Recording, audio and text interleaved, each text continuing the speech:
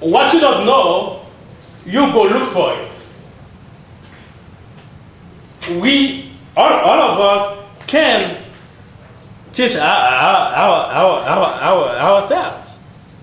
All of us, what we don't know, we can go and find it and teach ourselves.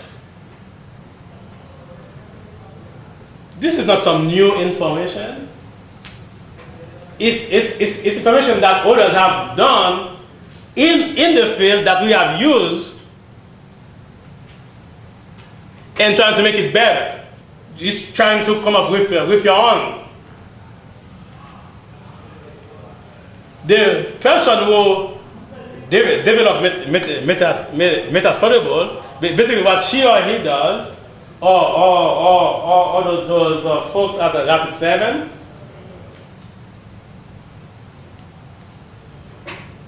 they took the system and then they load a bunch of malware or holes in it so that you and I can use to teach ourselves. So now, when you and I go do a pen test, we are doing that pen test on some Linux system, so we can know, okay, let's look and see if they get this hole closed. Can we exploit it? When you do a vulnerable testing, that's not pen testing. Vulnerability is trying to find what stuff that are vulnerable. But pen testing is when I can take over your system because that system wasn't patched.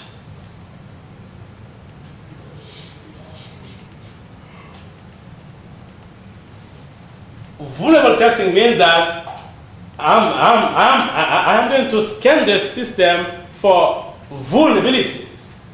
Now I am going to use those vulnerabilities to attack the system.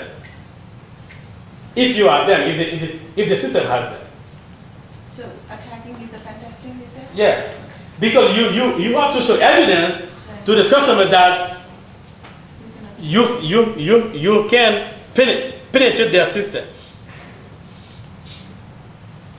But vulnerable testing is one way of getting to the end goal. You let the customer know, okay, your system is vulnerable for this and that. So right? you can take a picture of them using their camera on their notebook computer and then email it to them. Yeah. And you can say, look, see, I got into your system. Yeah. You know? So now they can see, well, we are truly vulnerable. Therefore, we need to patch the system to make sure it doesn't happen anymore. Excuse me. I'm sorry. Go ahead. What's the difference between vulnerability testing Pen and test, okay. yeah, I mean vulnerability. So we know Yeah. the system has. We're going to check to see the have vulnerabilities, and we're going to exploit that if we find them, right? Yes. But a pen test is that blind. You don't know. You just No, it all depends on what kind of pen testing you're doing, right? If it's a black box, or white glove. yeah. So if it's a black box, they tell you, well, go do whatever you want, coming back and then let us know what happened. So now you have to go do penetrance testing, meaning trying to find everything you can find about that firm. Trying to find, Google that firm, Google their SEC report to see what you can find. See that if you can find email addresses on the stuff, and then you try to fish people. Then trying to do like a who is on them to see what you can find. If I can find some like IP addresses, good. Because I can see now what I can do to find out all the information what I can find. Can I find what kind of ports that are open on that system? If this is an FTP, well, maybe I can get in. See, so to answer your question, which is a good question, because sometimes there can be some confusion. In order for me to do a pen test, right? I need to know or to find out some of the vulnerabilities Yeah. in the application that the company is using. So basically, if the company is using VNC, I know they are using that. I can see some partner numbers open. Okay, let's see some of the vulnerabilities with VNC. VNC is we desktop tool. You can access system remotely. So now, I say, oh, okay, this version of VNC is vulnerable to that. Now, if the company is using that same version, so then I'm going to pen test it to see, can I access that application? Can I get it? Now, if I do get in, this is a pen test. To show the customer that I can get into your system after I found out this was vulnerable. So you use Rapid7, like the next course, to do vulnerability scanning.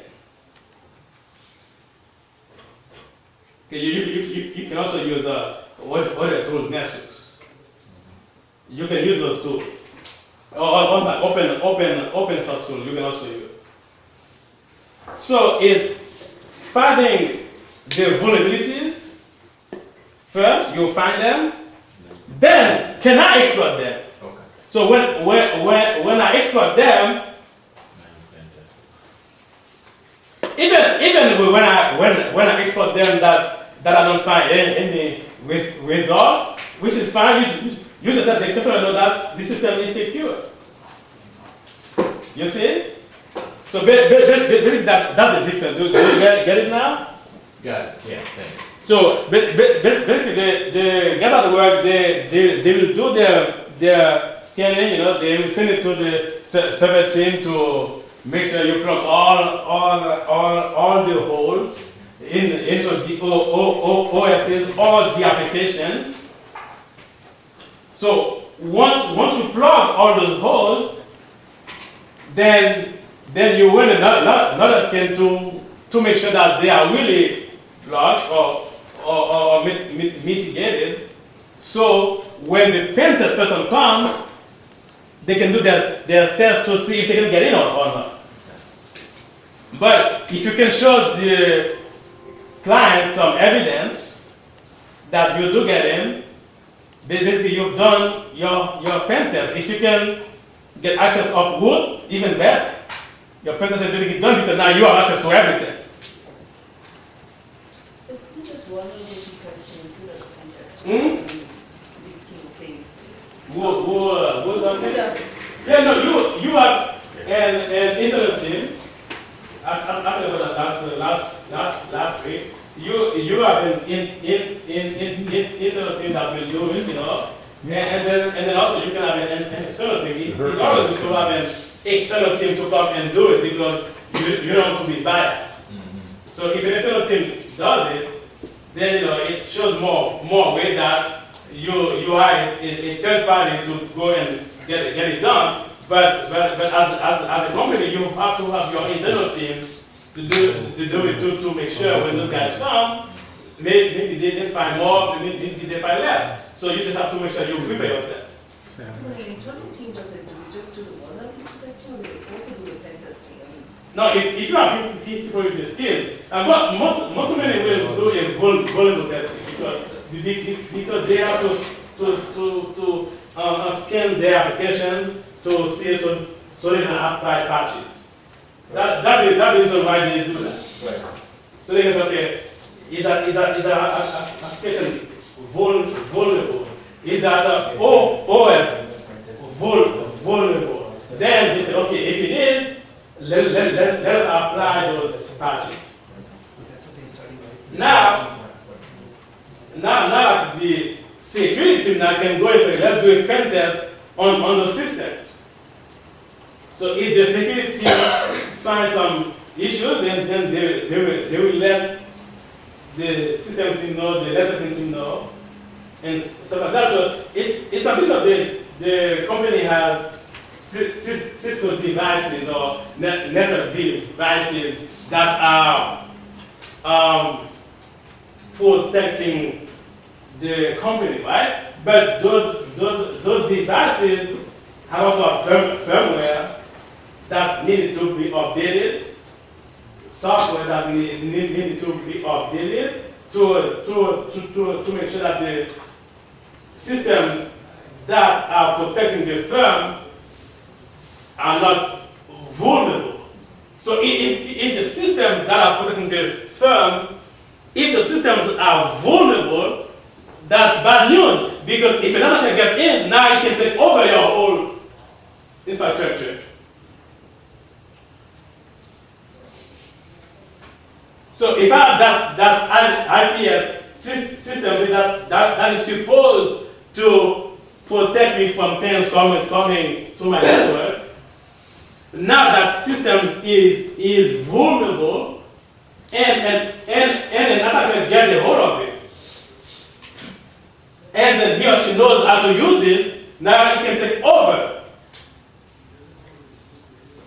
That's why even at home, you can see certain people in like the neighborhood don't lock their yes. So now you get in, you own their stuff. You can shut them down, put a password there until they realize it, then they go and then reset it. So like a friend of mine, he's an attorney. He came to me and said, Pierre, I have a client that they accuse him of changing prices on the website. What can I do? I said, well, your client does he know computer well? He said, no. I said, okay. So basically, they accused him, the DA accused him that he went and changed some company's prices. I said, well, you know, if he's not a computer savvy guy like me, that could be an easy case. If it's me, that could be pretty tough because this guy he has the knowledge and everything. And that even though they accuse him that he was the one who did it, but they cannot really prove that scheme. They can see where, you know, maybe somebody get into his why the system that was wide open, and then use his assessment to hack places. But you know, it's a case that if you go to the DA, that most likely the case will be dropped because they can really prove this is that guy.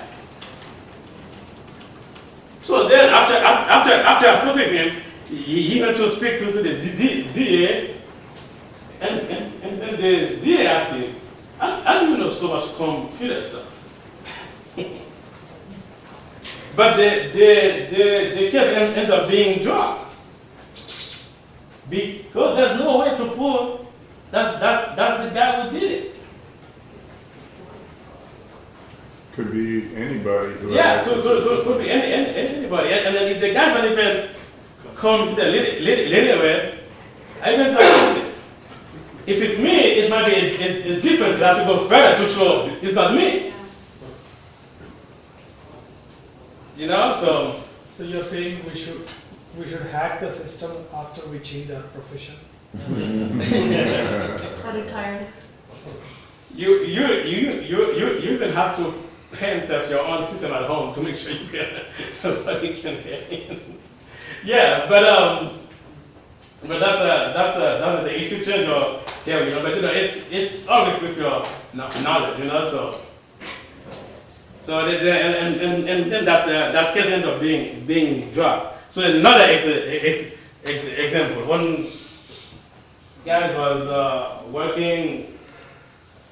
He used to work for that firm, and then he left that firm, and then he was someone that he want to go on the net. There's like some old days, so he dive into the modem and stuff like that, get into the community stuff with a co-worker. Like they used to be part of going on the side, so he loved them. But remember that person left the firm a long time ago.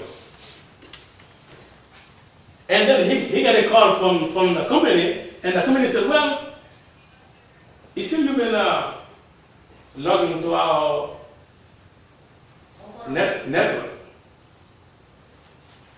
using somebody else's account. So his answer was, are you going to prove it's me who logged to your firm? How? Because that dialogue, and then some guy said that is me.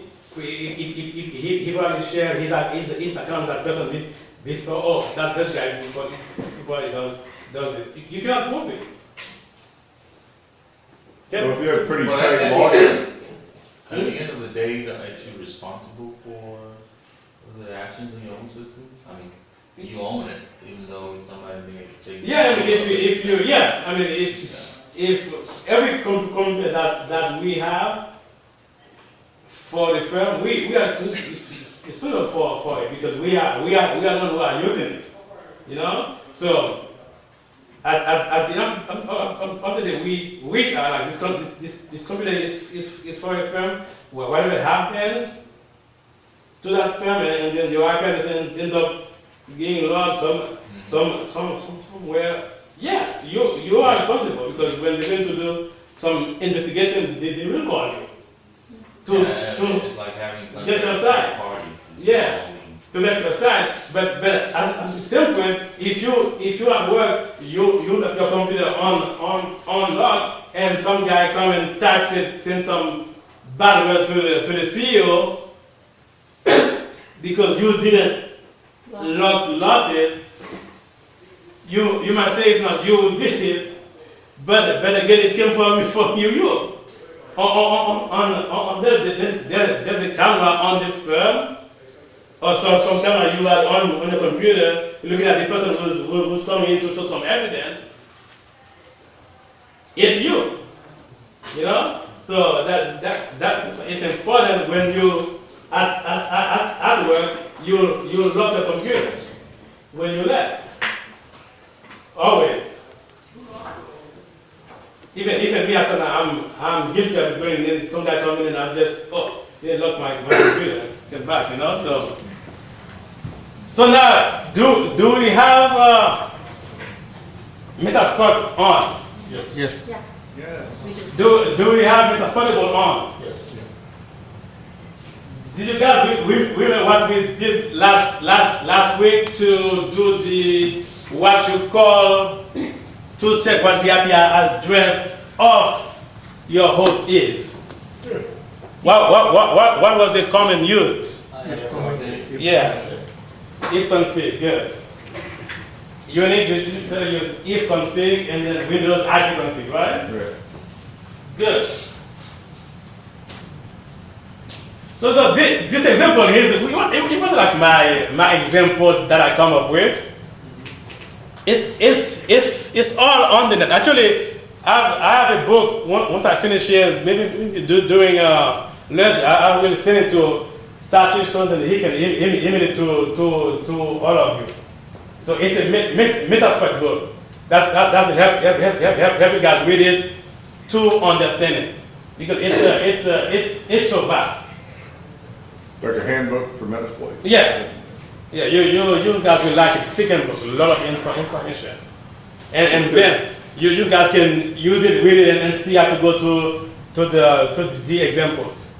Does Metasploit have a scanning function that allows you to look for certain vulnerabilities in systems?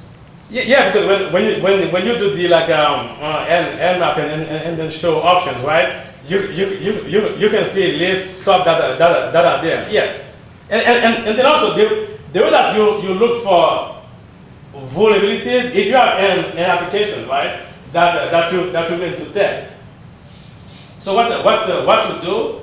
You do a Google search on that application, and then find out vulnerabilities in this application, and then it will let you know everything that has been reported to the world about the vulnerability in that particular application. Now you know that the firm is using that application. Now you're going to see how you can exploit it. Now what you can do, you can also make a search saying well, Metasploit and that application. Then that will let you know if Metasploit has a way to exploit vulnerabilities on that application. Okay, in this example here, back in graduate school at Cornell University, I used to use that IRC chat room, the internet relay chat room, because that's like when guys were using AOL chat room, because AOL chat room was very, very expensive AOL back then. So some of us we were using the IRC platform to talk to friends and to goof up, because it's cold, it's very cold in like upstate New York. So Did you ever go to the Undernet? yeah, I've been there too. So when we finished doing our homework, so we just go online, chat with guys from Georgia Tech, some of those students there. I have to chat. It was a great chat to spend some time. But these days like hackers using it not to hide themselves and stuff like that. So now we are going to use one of the exploits. So now what I want you guys to do, everybody do an if config on your Metasploit. IFCONFIG.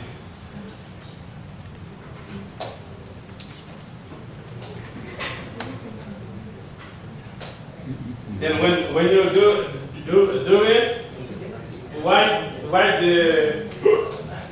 the IP address somewhere, so then you can we filter it later. You know what the IP address is? Yes, 101. Good. 10.02.15. Yeah, all of you we have a different IP. Post on the Yeah, you should be just doing that. That's right. Yeah, so shut down, change the map, once you get the object from. You guys use NAT only or something? No, when you use NAT, it gives you that internal IP. When you change to host space, Okay. then it gives the external IP. Okay, excellent. So everybody has his own IP for Metasploit, right? Just use also on. Sorry, yes, shut down the computer. IF config. IF config. You see your MAC address in there too. Yeah. Yeah, it gives you all that.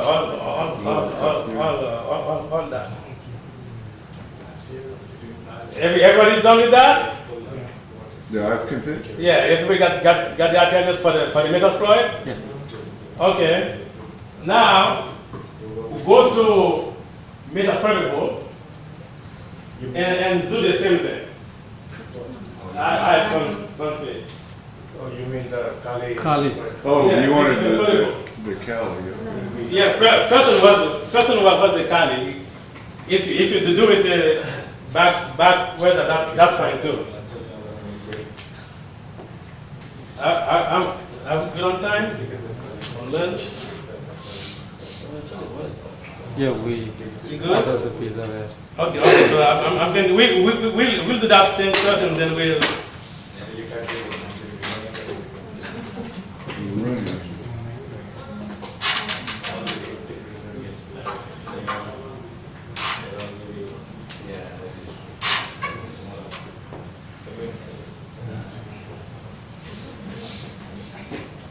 Ten more minutes. No. That's what I'm doing that. We at least need 30 more minutes. So hang in there, 30 more minutes. Okay. Then we'll break for lunch. 30 minutes. You coming back? He's an architect. Okay, that is okay. So now you have to have two IP addresses, right? One is for your host, the Kali, and the other one, Metasploitable, is for the remote host that you're going to attack. Right? Why do I need for calling? Hmm? Why do I need? I'm going to attack Metasploit, right? Yeah, you're going to attack Metasploitable. Right. Metasploitable. Okay. Metasploitable is a Linux system that has a bunch of vulnerabilities. Right. Like Metasploitable, meaning I can exploit it. Now, if I'm Metasploitable, somebody can exploit me, right? Right. That's what it is. Why do I need calling? Kali is the tool that you use your host, your local host, Okay. to Attack. attack. So Kali see it as the attacker machine. But I think what she's asking is why do you need to know the IP address of the Kali machine? Because For the purpose you of the exercise, you need to Yeah. make sure that both boxes can talk to each other. Yeah.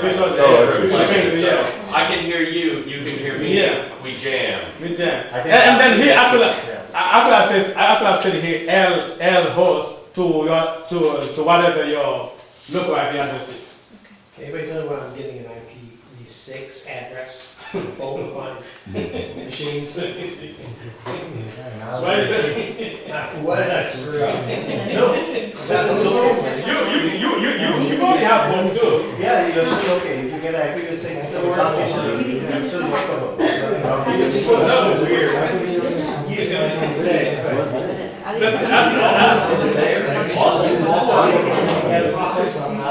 System